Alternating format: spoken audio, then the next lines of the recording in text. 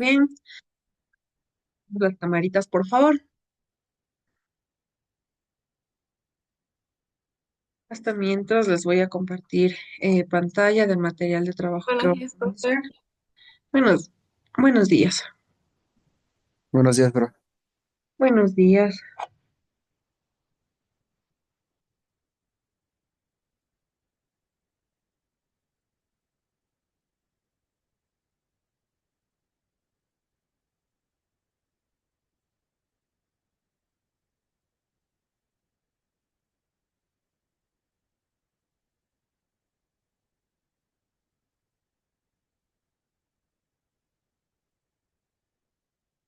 Listo. Se puede observar, chicos. Sí, profe. Ya. Vamos a ver lo que es el equilibrio térmico. Si ponemos un termómetro de mercurio en contacto con el cuerpo a elevada temperatura, observamos que rápidamente se eleva el nivel del mercurio dentro del delgado tubo de vidrio que lo contiene. Diremos que el mercurio ha aumentado su volumen por efecto de un incremento de temperatura. ¿Por qué se produce este efecto? Cuando un cuerpo absorbe calor, aumenta la energía cinética de sus partículas y se amplían las vibraciones de estas. De este modo, aumenta la distancia entre partículas y el volumen del cuerpo. Tenemos los coeficientes de dilatación lineal de algunos sólidos a 20 grados Celsius. La sustancia, plomo, aluminio, latón, cobre, hierro, vidrio y platino.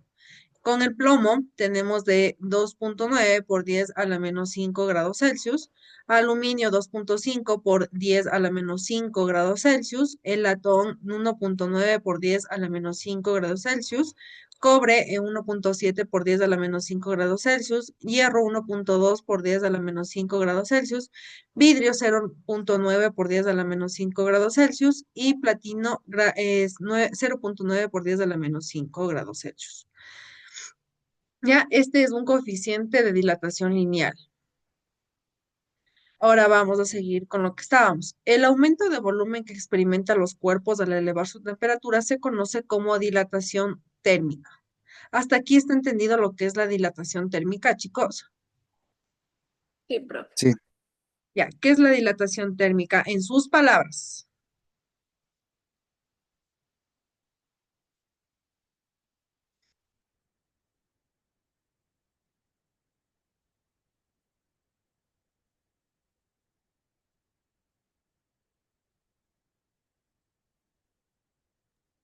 ¿Qué es el aumento de un volumen de un cuerpo?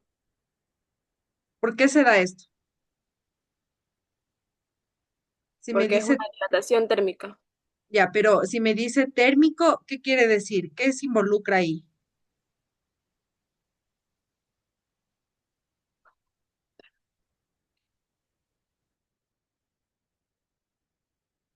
¿Qué se les viene a la cabeza con térmico? Piensen un poquitito.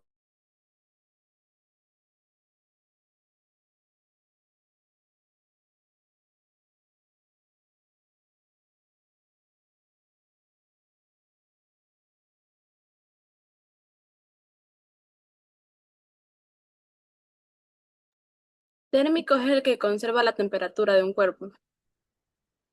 Ya, sí, se refiere a la temperatura, ¿ya? Entonces aquí ya entra la temperatura, chicos, por eso se llama dilatación térmica, viene con temperatura, depende de la temperatura. La dilatación térmica afecta a todos los estados de la agregación de la materia, aún su magnitud depende de la intensidad de la fuerza atractiva entre las partículas. Por eso, en los sólidos, donde estas fuerzas son más intensas, la dilatación suele ser menor que el de los líquidos, y en estos menor que en los gases, donde las fuerzas atractivas son prácticamente inexistentes. La unidad del Sistema Internacional para los coeficientes de la dilatación lineal, superficial y cúbica es de grados Celsius a la menos uno o las de Kelvin a la menos uno. La dilatación de los sólidos. Quizás hayas observado en muchos puentes y edificios la existencia de pequeñas separaciones, llamadas juntas de dilatación, entre distintas partes de la estructura. Estas juntas se construyen en previsión de la dilatación de los cuerpos y de este modo se evita la deformación e incluso la rotura de la estructura. Al calentar un sólido, este experimenta una dilatación en todas sus dimensiones que depende del incremento de la temperatura y de la naturaleza del sólido. Sin embargo, es útil distinguir tres tipos de dilatación. Tenemos dilatación lineal, dilatación superficial y dilatación cúbica. Poner atención en esto, chicos.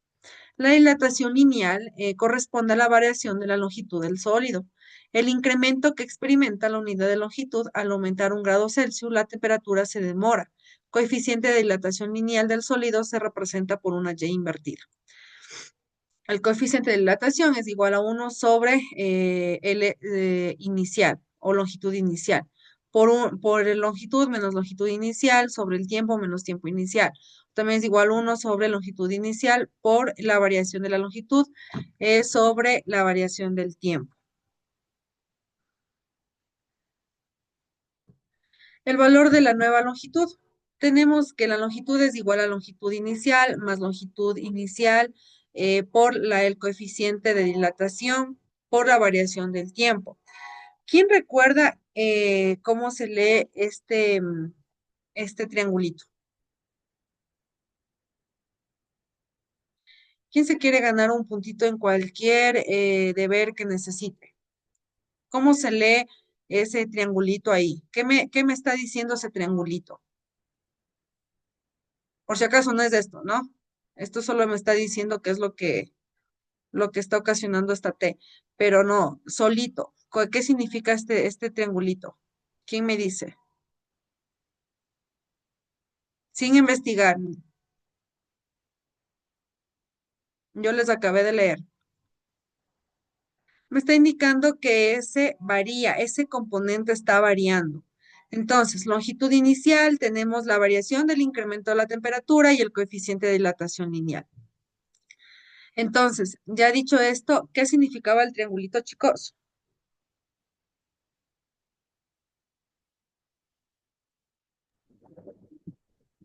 Coeficiente de dilatación lineal. No, ¿qué significaba el triangulito? Recién les dije. Longitud inicial, incremento en temperatura y coeficiente de dilatación lineal. No, ¿qué significa el triangulito? Les acabo de decir, chicos.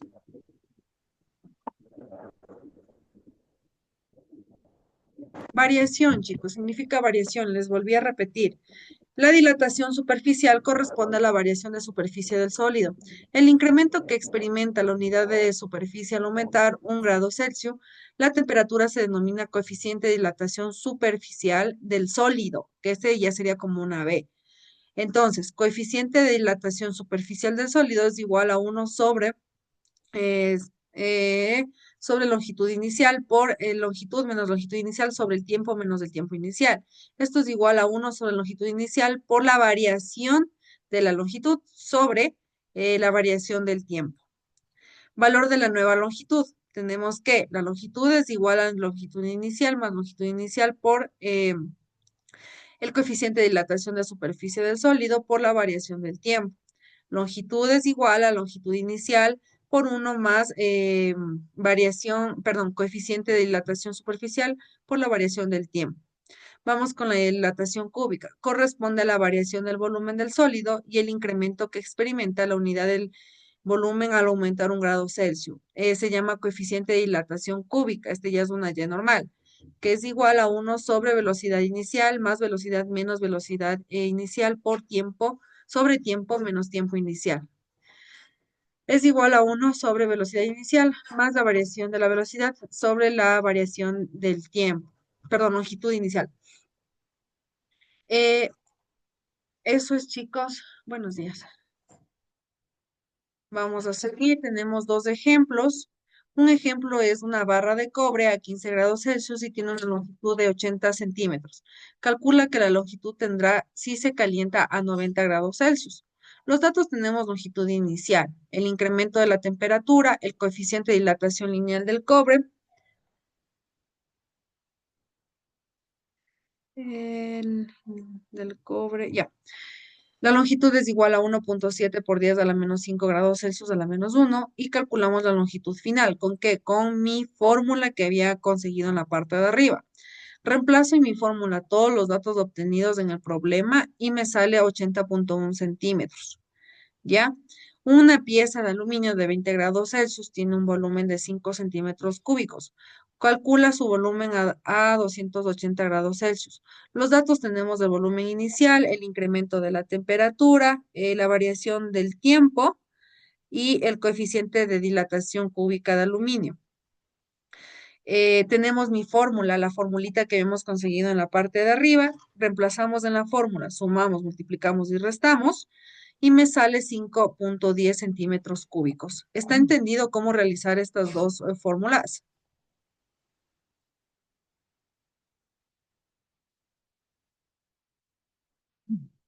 ¿Está entendido? Sí, profe. Ya. Ahora calculamos el volumen de cierta cantidad de mercurio. Hallamos el volumen a 350 grados Celsius y a 350 grados Celsius, sabiendo que a 20 grados Celsius ocupa un volumen de 1 litro. El volumen inicial es de 1 litro. Tenemos la variación con la temperatura de 350 grados Celsius menos 20 grados Celsius, que sería 330 grados Celsius. Y tenemos la longitud de 1.8 por 10 a la menos 4 grados Celsius a la menos 1. Y hallamos el volumen de 350 grados Celsius. El volumen es igual al volumen inicial por 1 más la constante más la variación de la temperatura. Reemplazamos, tenemos el volumen inicial 1 litro por 1 más 1.8 por 10 a la menos 4 grados Celsius a la menos 1, que es la constante, por los 330 grados Celsius que habíamos obtenido. Primero que voy a hacer, todo esto le multiplica lo que está dentro, pero yo tengo que realizar primero lo que está dentro. Me multiplico y me sale 1.06 litros. Hasta aquí está entendido también cómo sacar esos. Tienen las tres ejemplos de las tres fórmulas que habíamos visto. Vamos con la dilatación del agua, ¿ya? El agua tiene un coeficiente de dilatación negativo entre 0 grados Celsius y 4 grados Celsius, ya que disminuye su volumen al aumentar la temperatura a partir de 4 grados Celsius. La temperatura a la que el agua tiene su volumen mínimo, el coeficiente es positivo y el agua se dilata al aumentar la temperatura. Tenemos el volumen de este lado, ya 1000, 1020, 1015, 1010 y así va sucesivamente. Tenemos 2, 4, 6, 8, 10 o en este caso 9 porque necesitamos 9. ¿Cómo realizamos esto? Con una tabla simplemente. La tabla donde me diga el volumen y donde me diga los grados Celsius de temperatura. Y voy en aumento, ¿no? Por ejemplo, me dice este punto, este está como 1.010.000, 1.000.000, ¿qué será? 9. Y baja hasta el punto 0 igual. Lo mismo acá, 2 y así va sucesivamente. Y de ahí hago mi línea. ¿Está entendido cómo realizar esto? El efecto de la variación de la temperatura en el volumen es de 1 grado de agua, ¿no? Es lo que me está diciendo, va a subir.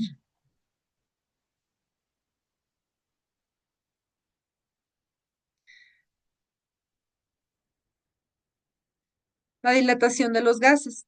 El estudio de la dilatación de los gases se lleva a cabo a presión constante, ya que ésta ejerce una influencia muy notable sobre su volumen. Experimentalmente se comprueba que la dilatación térmica de los gases no depende de la naturaleza. Es decir, todos los gases experimentan el mismo incremento de volumen con un mismo incremento de temperatura. El coeficiente de dilatación de los gases es el mismo para ellos y su valor es el del ángulo sobre 1 sobre 273 grados Celsius a la menos 1. El valor del volumen final de un gas que ha experimentado un incremento de temperatura se calcula a partir de esta expresión. Volumen es igual a volumen inicial por 1 más el ángulo por la variación del tiempo. Tenemos volumen inicial y volumen final. Tenemos, estos son los sólidos, estos son los líquidos y estos son los gases. Sí está reconocido. ¿Por qué será que son, yo le reconozco como sólido y este como líquido y este como gases? ¿Quién me dice? ¿Por qué yo le reconozco así? ¿Será que está bien?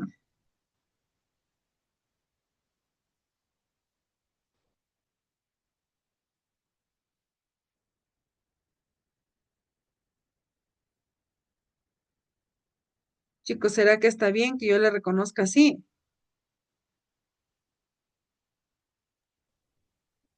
Sí, ¿Por qué? Dígame, Emily, ¿por qué está bien que yo lo reconozca así? porque este, esta clase, porque están las bolitas así separadas y, o sea, está de gases, o sea, y las otras no, porque están unidas. Ya, yo le reconozco como sólido porque esta tiene un compacto de cada una de las moléculas. Le reconozco como líquido porque el líquido es un poquito menos compactas, pero tampoco no son tan abiertas como las del aire. Las del aire pues ya tienen su espacio específico. Vamos con otro ejemplo. Nos dice que cierto gas que inicialmente ocupa un volumen de 10 litros se expande a presión constante cuando aumentamos su temperatura desde 20 grados Celsius hasta 80 grados Celsius. Calculamos el volumen final del gas. Los datos volumen iniciales de 10 litros. La variación del tiempo es de 80 grados Celsius menos 20 grados Celsius serían los 60 grados Celsius. Hallamos el volumen final, que es volumen, es igual a volumen inicial más por uno más el ángulo por la variación de la temperatura. La velocidad, perdón, el volumen es igual a 10 litros por uno más uno sobre 273 grados Celsius a la menos uno por 60 grados Celsius. Realizo primero lo que está en paréntesis, multiplico, ¿no? Este con este, sumo con este y esto multiplico con los 10 litros. Es igual a 12,20 litros. Hasta aquí está, sí está entendido cómo realizar ese problema, ¿verdad? Simplemente, chicos, es aplicar la fórmula adecuada, nada más. Yo aplico la fórmula adecuada, identifico bien mis datos y ya estuvo. Los intercambios del trabajo y del calor. Los cuerpos intercambian energía con el exterior en forma de trabajo o calor, pero ¿qué relación hay entre ambos? De esta relación se ocupa una parte de la física llamada termodinámica. Vamos a ver cómo se producen las transformaciones de trabajo en el calor y al revés. Las transformaciones de trabajo en calor equivalente mecánico del calor. Al principio de la conservación de la energía afirma que la energía total se conserva en cualquier transformación. Así, cuando una bicicleta se detiene al accionar el freno, la disminución de energía mecánica coincide con el calor producido por el razonamiento. El físico inglés Jungle 1818-1839, en una famosa experiencia que lleva su nombre realizada hacia 1843, comprobó que el trabajo mecánico produce los mismos efectos que el calor y determinó con exactitud la equivalencia entre los valores de ambas magnitudes. La experiencia de Howle utilizó un calorímetro con una cierta masa de agua al cual incorporó una paleta giratorias. Hizo caer un peso atado a un hilo que arrolló alrededor del eje de las paletas y el peso al caer hacia mover las paletas y estar agitado al agua. De este modo, el trabajo realizado por el cuerpo, igual que la energía potencial que pierde al caer, se empleaba en aumentar la temperatura del agua. Tras muchas experiencias, Howley demostró que la cantidad de energía mecánica que se requiere para elevar la temperatura de un gramo de agua en 1 grado Celsius siempre es igual a 4,18 Joule. Es decir, una energía mecánica es 4,18 Joule, equivalente a una caloría. Es decir, 4,18 Joule es igual a una caloría. Esta relación se conoce como equivalente mecánico del calor que nos permite estudiar cuantitativamente los procesos de transformación de trabajo en calor. El hecho de que la misma cantidad de energía mecánica siempre equivale a la misma cantidad de calor constituye una prueba definitiva de que el calor es una forma de transmisión de energía.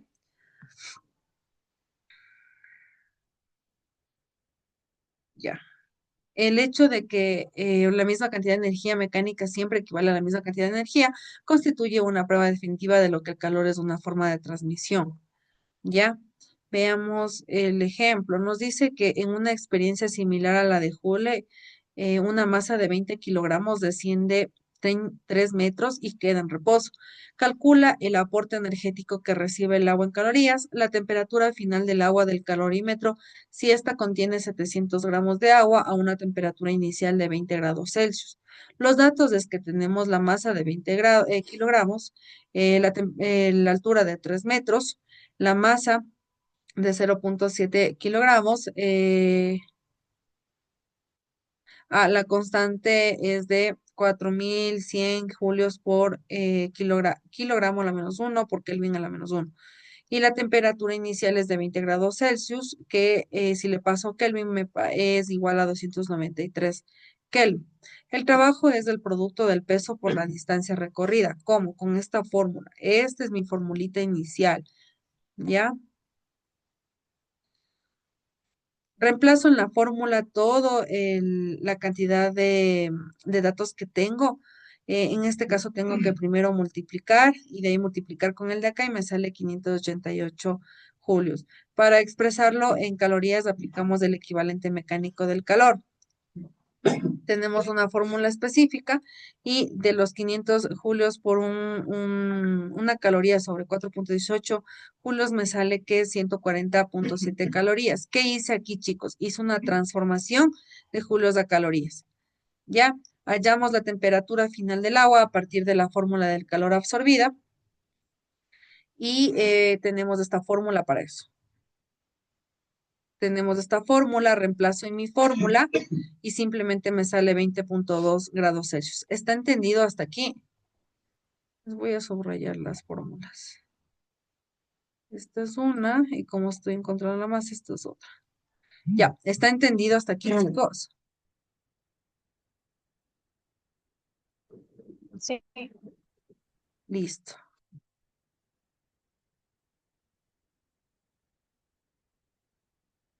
El primer principio de la termodinámica.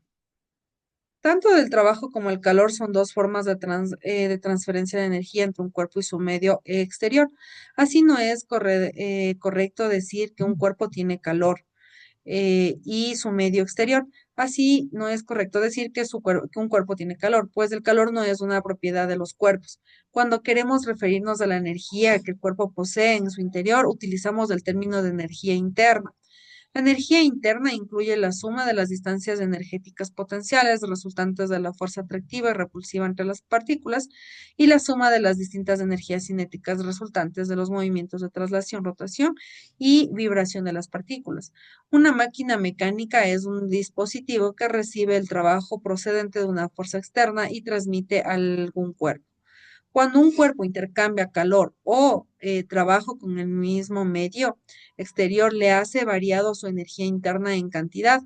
El principio no es más que el principio general de conservación de la energía aplicando a los intercambios del calor y trabajo en un sistema físico se puede enunciar a este modo. La variación de energía interna de un sistema es igual a la suma del calor y el trabajo intercambiados con el exterior. ¿Cómo sería? Variación de la energía interna es igual a la suma del calor más el trabajo, ¿no? Calor más trabajo, donde la variación de la energía interna es igual a ¿qué? A la variación de perdón, energía interna menos de energía interna inicial. Por convenio, el calor absorbido por el sistema se considera positivo y el calor cedido por el sistema negativo. En cuanto al trabajo, la consideramos positivo si se realiza sobre el sistema y negativo sobre lo que realiza el sistema sobre el exterior. Imagina que un gas contiene un recipiente cerrado por un embolo móvil. El positivo el trabajo que realizamos sobre el gas en una comprensión y negativo el que realiza el gas en una expansión. Es positivo el calor absorbido por el gas cuando se calienta y negativo cuando se enfría. Trabajo realizado por el sistema, que es de esta parte de aquí, el trabajo realizado por el sistema, todo esto, y el calor absorbido, ¿no? Este es así, ese es el sistema. ¿Está entendido hasta aquí esta parte también? Ya. Chicos, si no entienden algo, por favor, me lo hacen saber para yo poderles explicar de alguna manera, ¿ya? Las transformaciones de calor en el trabajo, máquinas térmicas. Desde siempre, el ser humano ha utilizado el calor como medio de calefacción, pero a partir del siglo XVII comenzó a emplearlo también como fuente de energía para producir trabajos mecánicos y la transformación de calor en trabajo fue tan importante que desencadenó de la revolución industrial. Los dispositivos encargados de llevar a cabo esta transformación son las máquinas térmicas. En las antiguas locomotoras de vapor, el que se generaba en la combustión ponía en movimiento los pistones, que a su vez impulsaban las ruedas mediante un juego de bielas. Una máquina térmica es un dispositivo que, actuando de manera cíclica, transforma el calor suministrado por un foco calorífico en trabajo mecánico. Los tipos de máquinas térmicas. Las máquinas térmicas pueden ser dos tipos. De combustión externa, la combustión tiene lugar fuera de las máquinas, son del tipo de máquina de vapor y de la turba del vapor. Y de combustión interna. La combustión interna tiene lugar dentro de la propia máquina. Son de equipo con los motores de dispositivos de 4 tiempos o de 2 tiempos y del motor diésel. El rendimiento de las máquinas térmicas. La experiencia demuestra que aunque es posible transformar internamente el trabajo en calor, una determinada cantidad de calor no se puede convertir en totalidad en el trabajo mecánico. Una máquina térmica trabaja de manera cíclica de acuerdo con el esquema siguiente. Absorbe una cantidad de calor de un foco caliente o transforma parte de ese calor en trabajo mecánico y cede a otra parte de calor en un foco frío. El rendimiento de la máquina térmica es el coeficiente del trabajo que produce y el calor que absorbe. El rendimiento nunca puede llegar al 100%, ya que ninguna máquina térmica puede transformar el calor que absorbe integrantemente en trabajo. Es por esta razón que que para disipar el calor sobrante y evitar su deterioro, que los motores de los autores necesitan un sistema de refrigeración. Ahí viene el refrigerante. Tenemos que R es igual sobre R es igual sobre el trabajo, sobre el calor, ¿no? Que cero sería mayor que el trabajo y mayor que uno.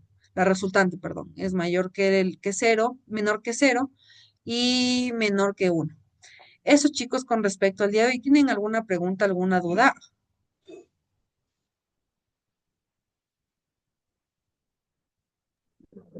No, Está todo claro, ¿verdad? sí. Ya, chicos, si está todo claro, recuerden que tienen actividades en la plataforma, por favor, realizarlas con tiempo. Creo que les di como una horita más, o no sé, revisen bien la hora de entrega, creo que les di un poquito más de tiempo y ya nos veríamos la próxima clase. En la próxima clase, ahorita yo les voy a subir un cuestionario, chicos, para los próximos exámenes y en este mismo día yo les voy a subir todo ese cuestionario. Necesito que ustedes realicen ese cuestionario y el día de mañana para socializar de ver si es que están correctamente las respuestas para que ustedes puedan estudiar. ¿Estamos de acuerdo? Sí, profe. Ya. Yo les voy a subir ese cuestionario el día de hoy. El día de hoy no pasa. Le imprimen y por favor, le imprimen o como ustedes se arreglen, realizan el cuestionario. Y de ahí el día de mañana vamos a comparar respuestas para que esté todo bien para el día de la prueba. Ya no es nada complicado, no les he puesto nada difícil, así que no se preocupen. Eso, chicos, con respecto al día de hoy, cuídense y que les vaya súper bien. Si no hay más preguntas, más dudas, pueden nomás retirarse de la reunión. Chao, chicos. Luego, profe. Chao. Burlas.